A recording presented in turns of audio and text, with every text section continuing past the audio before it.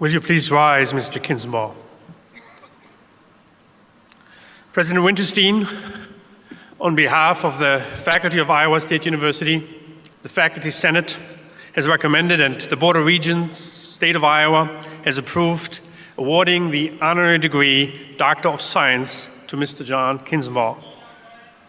Mr. Kinzenbaw is an accomplished Iowa farmer, inventor, manufacturer, and entrepreneur who currently serves as Chief Executive Officer and Chairman of the Board of Kinzenbaw Manufacturing Incorporated in Williamsburg, Iowa.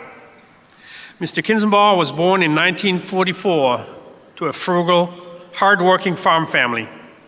In 1965, with $5 in his pocket and a bank loan for $3,600, he purchased a set of tools and made the down payment on a small building in Ledora, Iowa, where he opened Kinzenbaw Welding.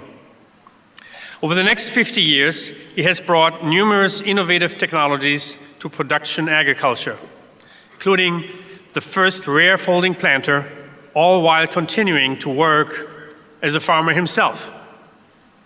Mr. Kinzenbaw's reputation as a disruptive innovator is evidenced by the growth of Kinzenbaw Manufacturing with its iconic headquarters in Williamsburg and a second manufacturing facility in Lithuania, by his 37 patents, and by his boundless passion for farmers and their success.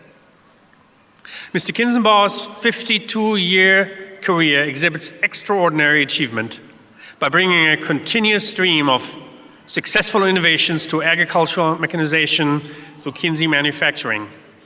These achievements, combined with his work ethic and steadfast adherence to core values, are models to be emulated by all Iowa State students, including the graduates before us today. Thank you, Dr. Martin.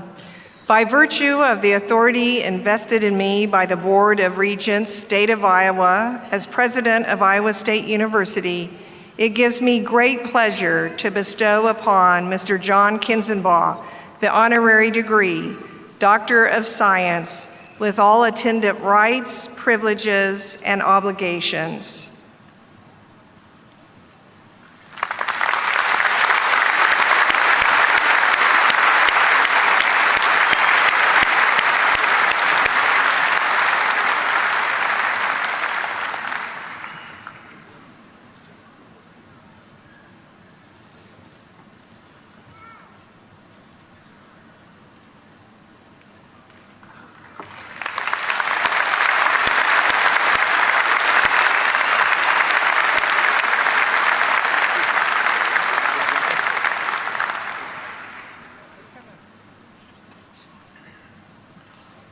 I commend you, Mr. Kinzenbaw, on your many outstanding contributions to the advancement of science and technology, particularly in the area of agricultural mechanization. Please join me again in congratulating Mr. Kinzenbaw on his honorary doctorate degree.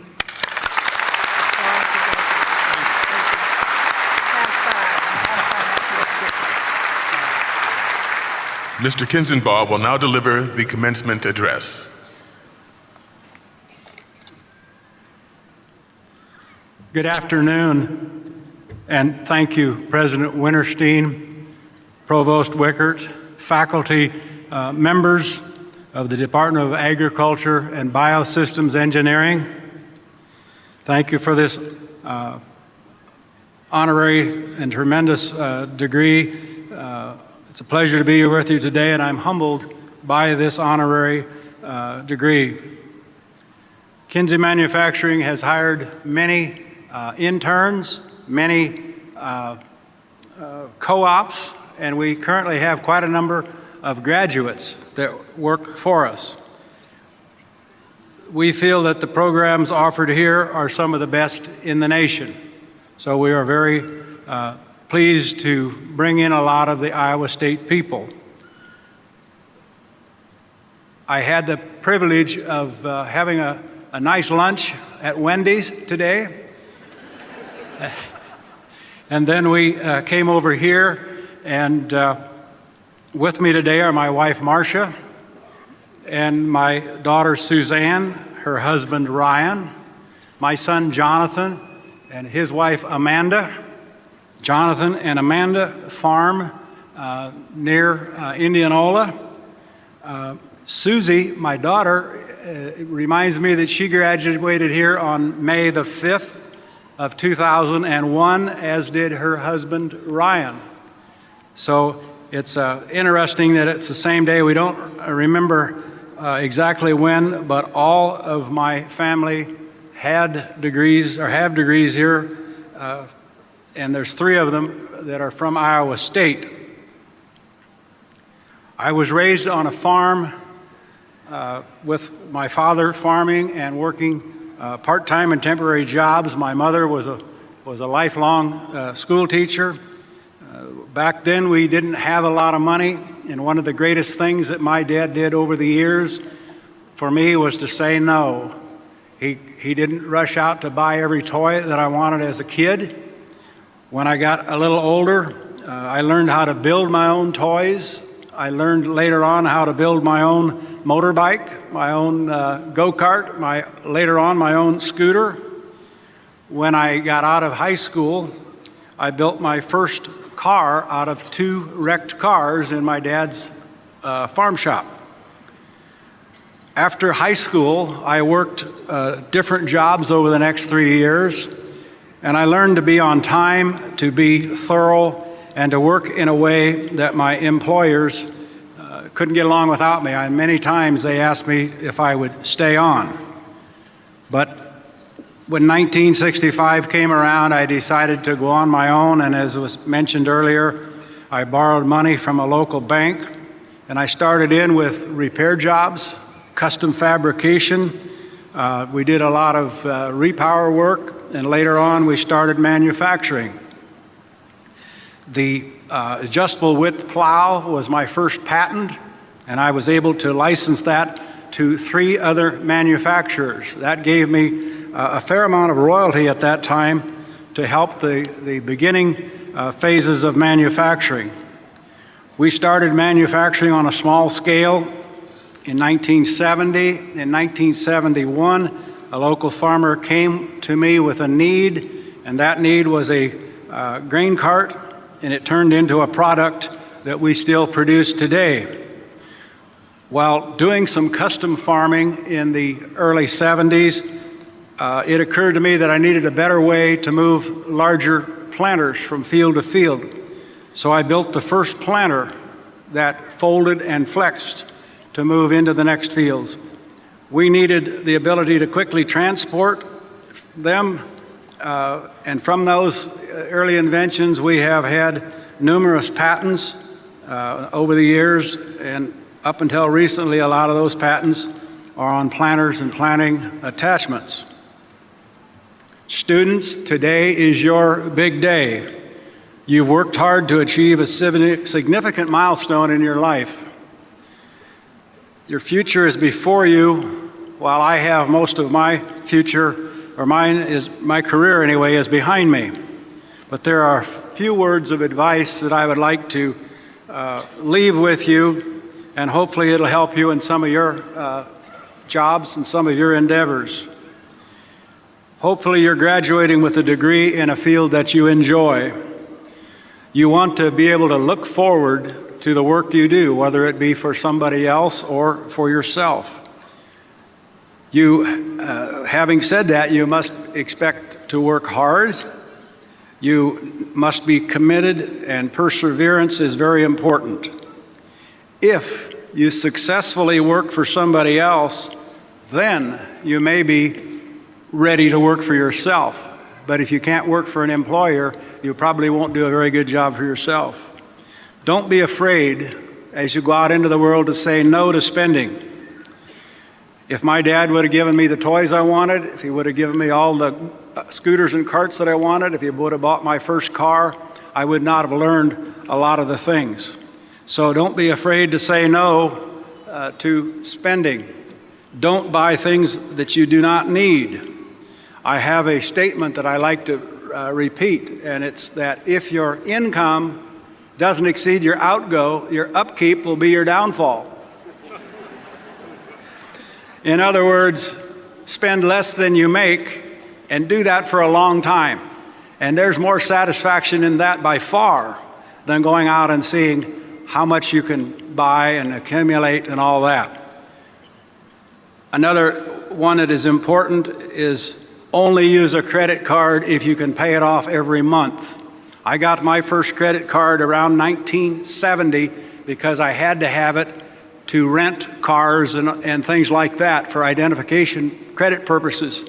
But to my knowledge, and my wife would have to vouch for that, I don't believe we've ever paid credit card interest. We always pay it off. And be sure you can do that.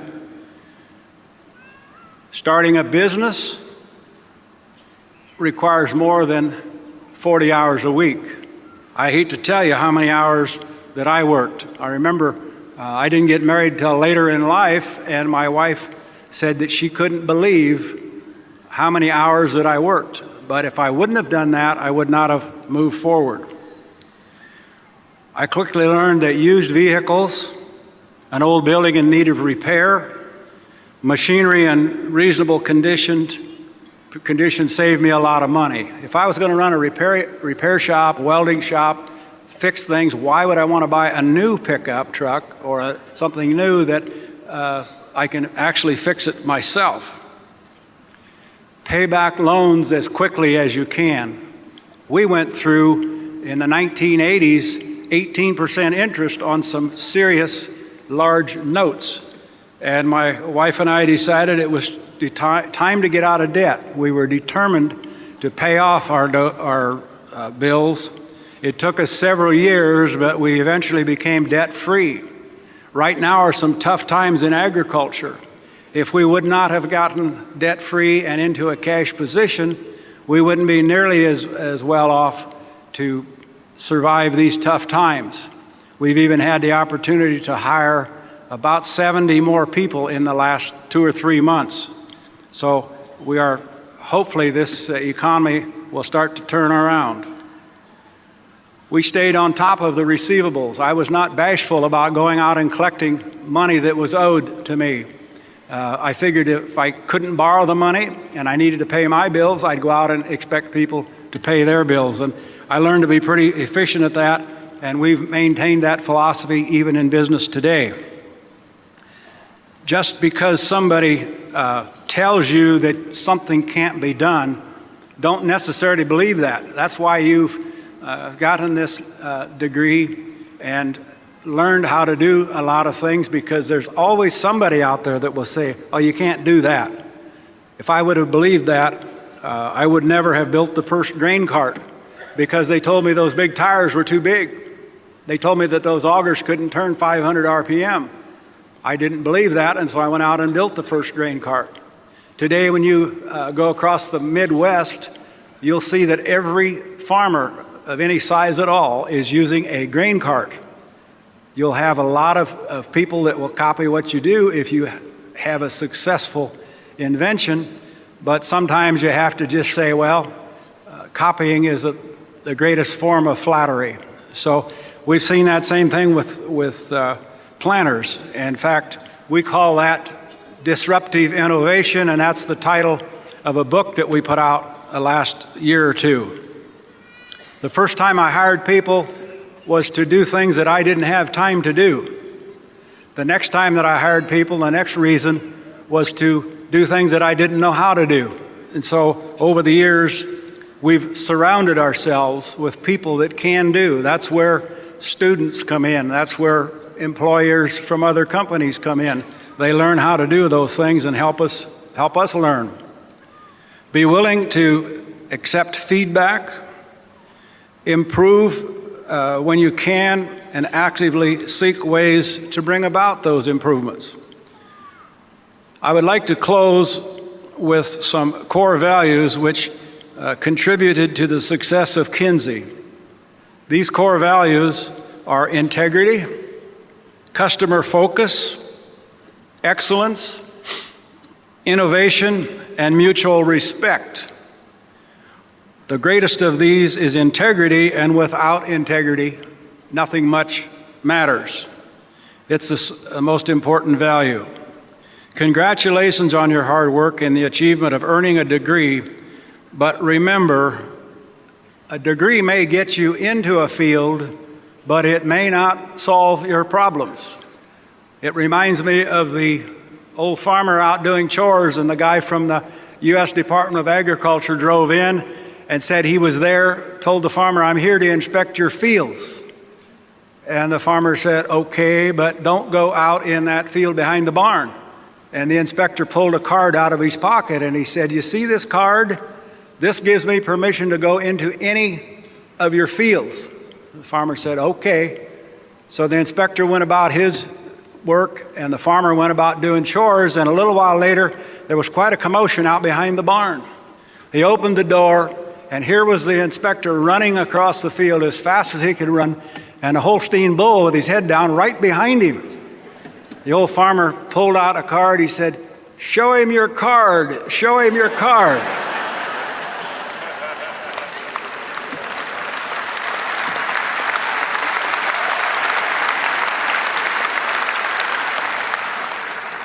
Congratulations on your hard work in earning your degree. I wish you success when you begin the next chapter in your life. Thank you very much.